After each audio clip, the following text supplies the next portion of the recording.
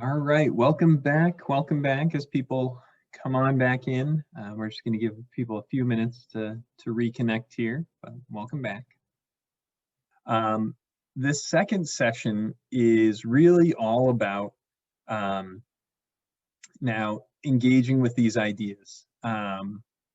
We at the Boston Debate League have a saying that says, you know, your voice matters, right? And we say that to everyone. It's true to everyone. It is particularly important for our students to internalize and believe about themselves, because a lot of times there are people telling our students, whether explicitly or implicitly, that their voice does not matter. And so what we want to do here is give everyone an opportunity to share their thoughts in general about what they saw in the first session. And in order to do that in an organized way, we have created a Padlet. So some of you are familiar with this, and some of you may be brand new to it. But for those of you who have never used Padlet before, I assure you it is just as easy as being in a room with other people and taking sticky notes, writing on them, and putting them on a wall, except now we're doing that electronically. Okay, and what's cool about this is you can change the color of your sticky notes, you can comment on other people's sticky notes, and it's going to keep everything nice and organized for us so that we can put all of our thoughts together in one place as a group. All right, so thank you all for writing your thoughts for prompt number 2. So I will get back to what I asked for in terms of participation a little bit. Would people mind, as I call on you, if you have just a little bit, if you want to add a little bit more to what you've written. So prompt number 2 was, what are the current policies and barriers that lead to mass incarceration? And we have someone wrote zero tolerance school policies, and then someone commented the need for restorative practice in schools. Would whoever wrote this, or anyone who has thoughts about it, mind speaking a little bit to what are zero tolerance school policies, and how do they lead to mass incarceration? Or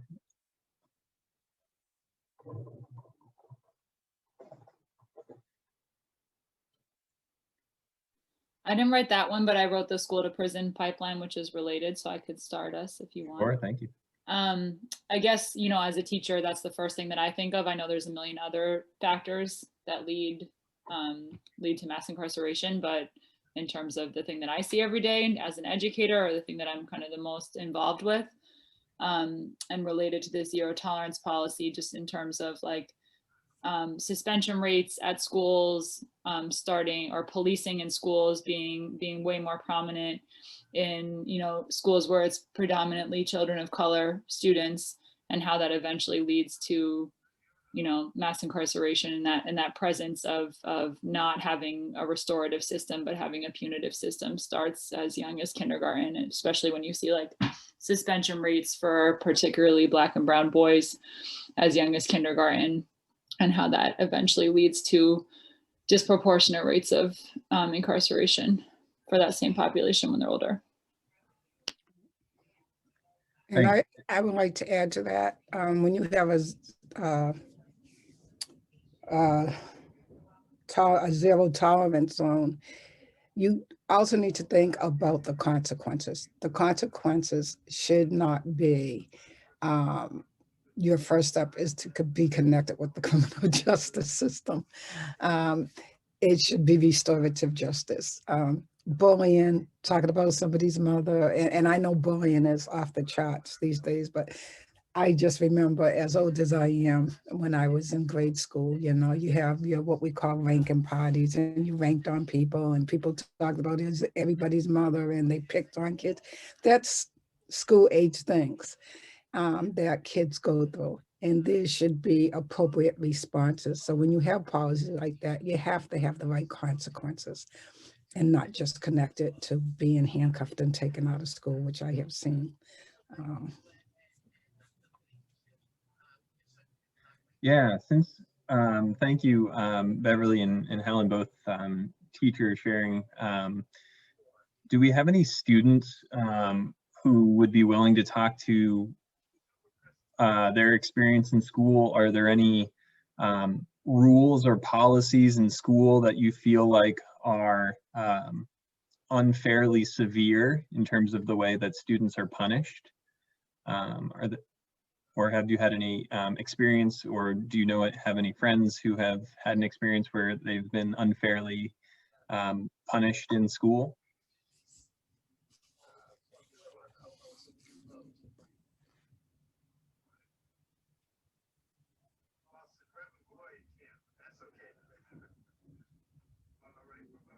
And I know this can be a tricky thing and a very personal thing as well. So if you aren't comfortable sharing, that's okay. But just want us all to think about it. So, I've seen, yeah. you know, I'm sorry. No, go ahead. Yeah. But I know that one of the zero tolerance is disrupting a school assembly. You disrupt the school assembly, the police should not be called.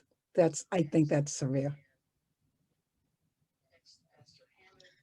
Yeah, I think one of the most impactful experiences for my time before I worked at the Debate League, I was a high school teacher, and our high school was the EMK, Edward M. Kennedy Academy for Health Careers, which is a small public high school on the campus of Northeastern University.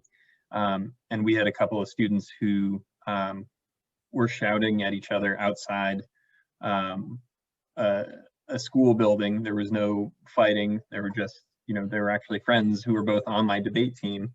And someone on campus overheard, and before we knew it, the police were called, and Northeastern and Boston police were there trying to address a situation that was as simple as two people who were otherwise very friendly just having a bad day yelling at each other. And so it would have been very easy for both of those students, if it had not gotten de-escalated by the school staff, to have ended up being arrested. And it's such an easy thing to happen in the city. Go ahead. I would just add, The New Jim Crow, the book by Michelle Alexander, and then Netflix documentary 13th are two of the best, book and documentary that go into both the history of this country and also problematic policy. And within both those, you can highlight the war on drugs and how that tore families apart and criminalized people. And then you kind of look at the policies that extend from that.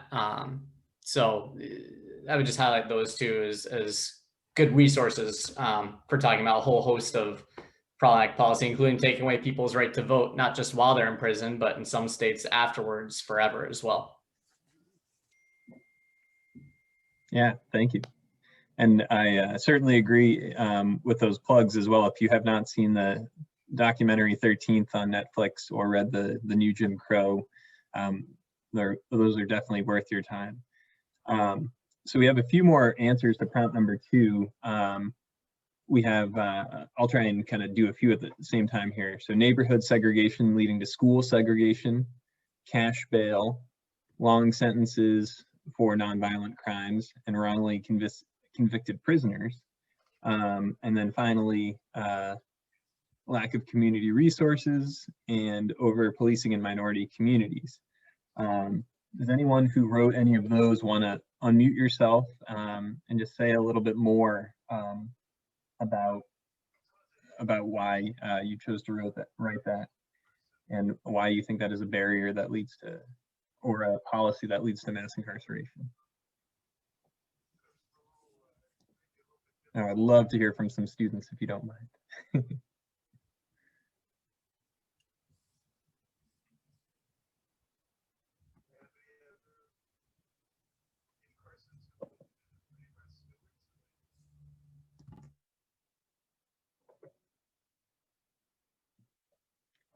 Olivia, I see on here you've got wrongly convicted prisoners. Do you want to talk a little bit about why you wrote that?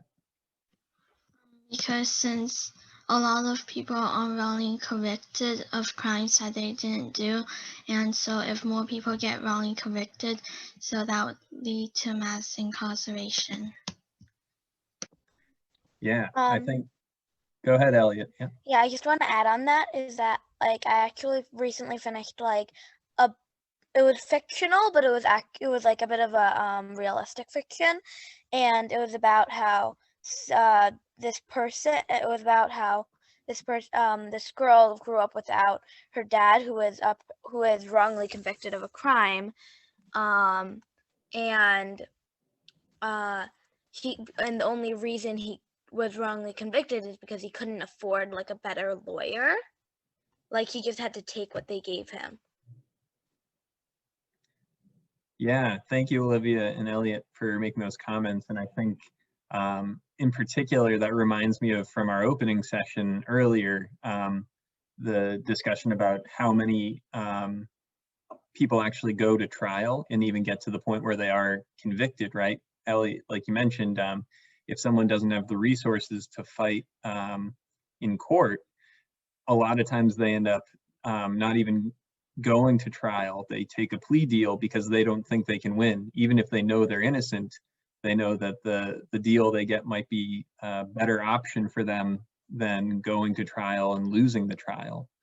And so absolutely, not only the wrongful convictions, but people feeling like they're forced to admit guilt when they know they're not guilty because they don't think they can win their cases. All right, so let's keep going here. I'm gonna actually skip prompt number 3 because it's pretty similar to prompt number 2. So I'm gonna just delete that one. And we're gonna move right over to prompt number 4, which is if there were no barriers, such as time, money, resources, etc., what programs might you design to address mass incarceration? And some examples I'm giving you are InnerCity Weightlifting from John and Jermaine, or Boston Uncornered, which is from Will and Mark, or ensuring everyone has the right to vote. What I want here, truly, is for you to get creative. Talk about something that's personally interesting to you that you think could be helpful to the world, right? I want to start to think about, all right, as a teacher, I really love debate. And so I think that debate can help keep students interested in education and help, make the world a better place. John talked about how athletics was a real engaging opportunity. He started to work with students through soccer and then eventually moved over to weightlifting. But these ideas were implemented by people just like you who wanted to make a difference. And so I want you to start to think about yourself, put yourself in the shoes of someone who is creating a program and wants to make a difference. What kind of program would you create, or what sorts of things would you make available to people? If you could do anything, what would you do to try and make the world a better place to address mass incarceration? Okay, so thank you all for sharing. We have some awesome ideas in here. So what I would love is, John, I'm going to put you on the spot just for a second here. Can you just give us a little bit of info on the very beginning of InnerCity Weightlifting? What is it like to start a project or an organization like this? What were the first few months like? So for me, the first few months is a lot of figuring out who we were going to be and then how. So for me, it was a lot of setting up meetings to listen to other people in the field, listening to funders, getting to know funders, asking for advice. As a nonprofit, people are tempted to kind of go out there and try to raise money, but generally it's about building relationships and asking for advice. And there's kind of this saying where ask for money, you get advice, ask for advice, you get money. So a lot of it was just kind of figuring out who are the other organizations, who are the donors. Most of my time was spent getting to know people who ultimately would be in our program and asking for their help and figuring out what would work. So I think Brian Stevenson talks a lot about being proximate. The most important stakeholder in all this are the people who participate in our program, and needing to get to know them was what the first couple months was really all about. Great. Yeah, thank you. And I think similarly, for those of you who may not know the history of the founding of the Boston Debate League, there was an initial cash investment by a person named Andrew Brokos, who is actually a professional poker player and former debater. And he had seen what was happening in a few other cities in terms of debate leagues that were helping schools have debate teams and tournaments. And he thought that could happen in Boston as well. And so that all started in January 2005. We had 3 schools, and only 25 students total from those 3 schools participate for the whole first year of the Boston Debate League. And it wasn't until 2008, 3 years later, the Boston Debate League actually had any full-time employees at all. You know, so here we are now, a little over 15 years later, where we're in over 40 schools, and we're able to do things like give out food at tournaments and trophies, and coaches get paid to coach instead of just doing it as a volunteer. But when we first started out, we didn't have those things. And so I think all of these things, if you're thinking you might want to try starting something like this, or get involved in something like this, know that it is possible, and it's not going to start, you know, you're not going to be huge and massively successful right away, but that if you stay committed to something, you can build it into something bigger. So now I'd love to hear, these are some awesome ideas that I'm reading in the Padlet. And again, I'll put the link to the Padlet one more time in the chat.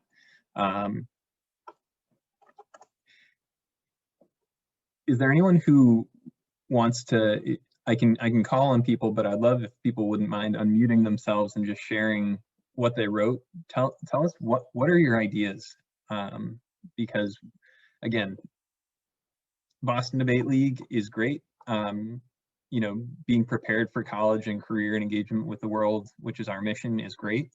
But we want to know what you might want to do with that once you are ready to go out into the world. So I would love to hear these ideas. How about, so we have Bev Roop wrote, there's an organization helping in Asia where they give, where there are people who need help, and they give out resources to help them and give it to the people as a nonprofit. Can you tell us a little bit more about that, if you have any more information? The group is called Khalsa Aid, and they just help out where anyone needs it. And the place where I've seen it more is in India right now, where there's a protest going on about the farmers, and they're just giving out tents and food and just.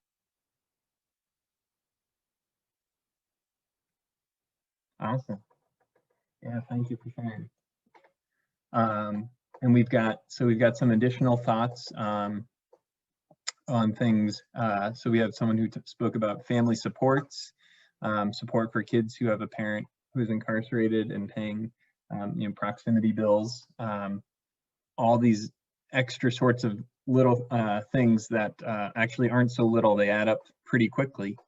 You know, and John spoke about people who are out of prison no longer have the right to vote. They're in Florida right now. There's a lot of controversy still over people who, the only reason they can't vote now that they're out of prison is they haven't paid court fees, but they've been in prison. So how are they supposed to earn the income to pay those court fees? And so there was a big push in the last few months before the election to actually donate money to pay off court fees for people who didn't have the resources to do so for themselves.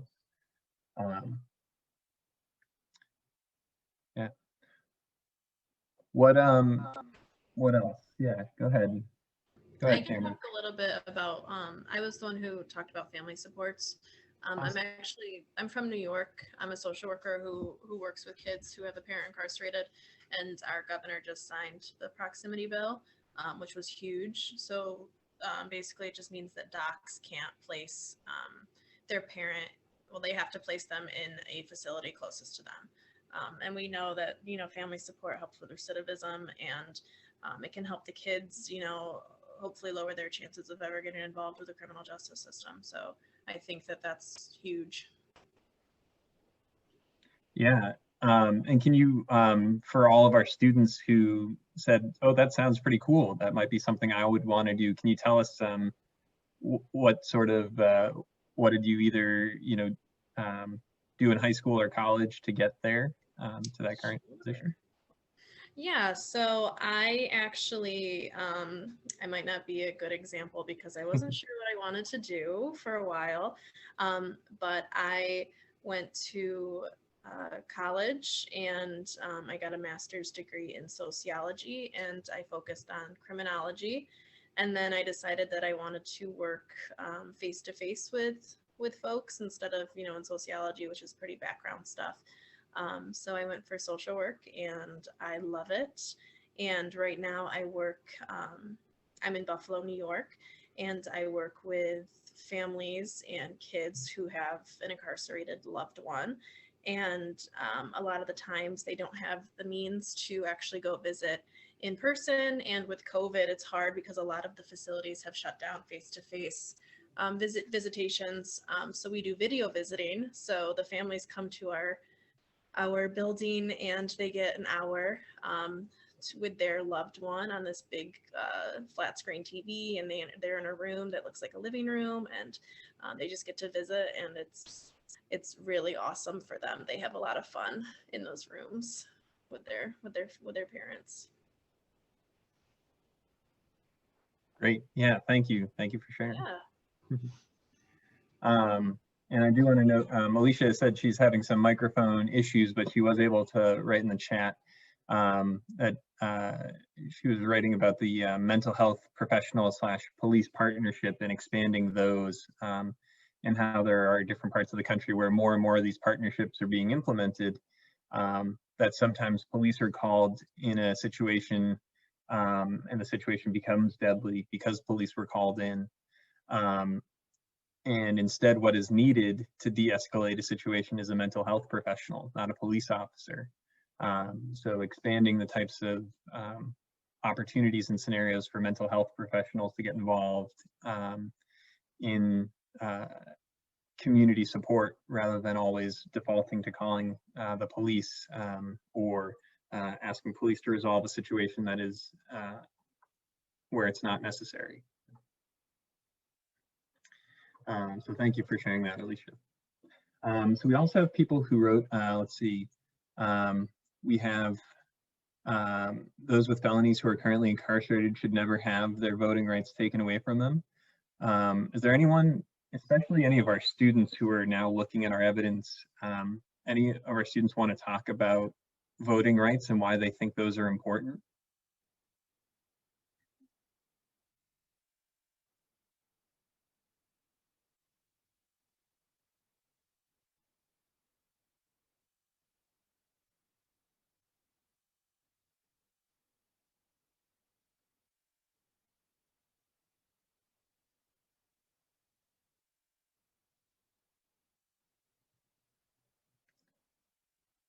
Okay, we'll keep moving on from that one, but I know you all have some thoughts. I'm doing my best as to get back into my teacher mindset of giving wait time and creating space. So if you do want to share, please jump in. We'd love to hear from you. So we also have someone wrote, within the current system, giving equal rights to quality of attorneys, eliminating bail, granting prisoners and ex-cons equal rights. Yeah, so I think these are all interesting ones.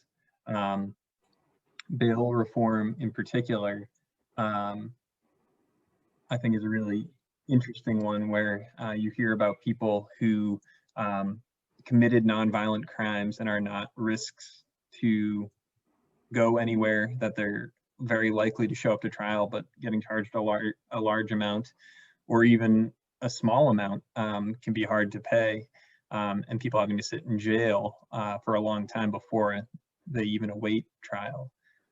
So bail reform, absolutely, I think would be a valuable thing. Rogers, can I say something? Yes, please do. Yes, it's Maria. I'm part of the big organization. The name I told everybody before is Yorktown Family Services. I'm directly work at the shelter side. I didn't have directly a lot of connection about the criminal justice in the way that this event is addressing. My role is mostly about, getting custody for the family, especially for the moms when they come to the shelter. But my big organization that I'm part of them, they just signed a partnership with the police in terms of educative program to try to work with young people, with teenagers, and even with children that they have some kind of minor situation with the justice. So that partnership is just signed 2 or 3 weeks ago. We hope that that is going to help, because over here in Canada, probably it's a little bit less visible, but not because it's less visible, the situation is over there, over here. So, so we cross our finger to see if that partnership is going to work. And I'm very happy to participate in this event, because I don't have a lot of experience in the criminal justice in the way that we talk in this event. But I have to say thank you, because it's a lot of learning for me. Thank you. Yeah, and thank you for sharing about the program and coming from Canada virtually to do so. We're glad to have the outside perspective, as well as from New York with Camry, and I'm sure others are joining from different parts as well. All right, so what I would love to do, we've got just about 7 minutes left here. I would love to see just 1 or 2 students, but all of you can do this if you want to try. Type in the chat, what is it that, if you had $1 million, if you had $1 million, what would you put your money towards? So we've talked about how money is a barrier in a lot of ways. We're gonna, for a second, pretend like it's not. And again, John talked about billions and billions of dollars that are spent on the criminal justice system as a whole. So let's just give every person in this room $1 million, put in the chat, how would you spend your money? What would you put that money towards to help improve society?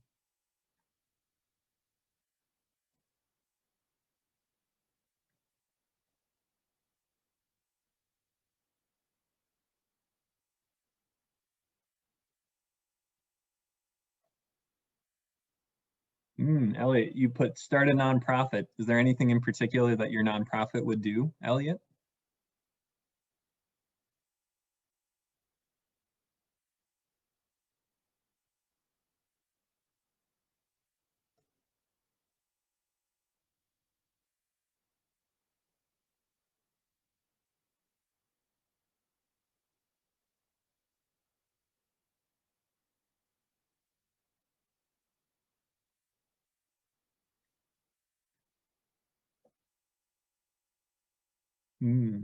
Yes, and Olivia, you put donate to organizations. I'd be curious, tell me a little bit more about what types of organizations you would donate to. What would those organizations do? And while people are talking about how they would spend their $1 million, John, I'm gonna call on you one more time. If you had an extra $1 million for InnerCity weightlifting, what do you think you would put it towards? I mean, for us, actually, it's easy. Right now, we're working with several groups of young people and adults. And as we think about growth and expansion, what we can't do right now is work with people who they have safety issues with. And from talking to people in our program, before we look to geographic expansion, they want us to work with people who they otherwise would have safety problems. So for us, we'd open up another site that can work with people who we currently can't.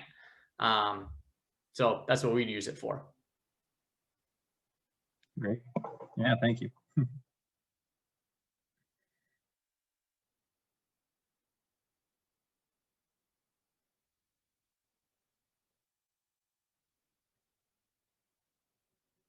And Helen, I know it's not as specific to the criminal justice system necessarily, but if you had an extra $1 million to spend to support your students and community over at the Hurley School in Boston, what would you try and put towards for students? So I put expand access to all types of after school programs, just because those are things that, I mean, I know there's a million other things that people could do, but those are things that I've seen firsthand because I run the soccer program and the debate program at our school. And it's just, and I know for me being a kid, I was always involved in stuff. And I know in general, if you're involved in things after school, you're less likely to be convicted of a crime or to get in, you know, to be incarcerated. So, however, I often feel like when kids are like, oh, I want to play basketball, I'm like, okay, I only have 5 days in the week and I don't have another day and I don't play basketball. So, and I just think that having, you know, a lot of suburban schools and private schools have so many different options for kids for after school programs. So having free access to that, like something like the Boston Debate League and America Scores both do that. And that's amazing. But if there were more of those things, because there are things that kids are interested in learning instruments and I know these programs exist, but if that was just like the norm instead of the exception in all schools for kids to have options of free things to do after school, I think that would be one small way to help. Great. Yeah, thank you.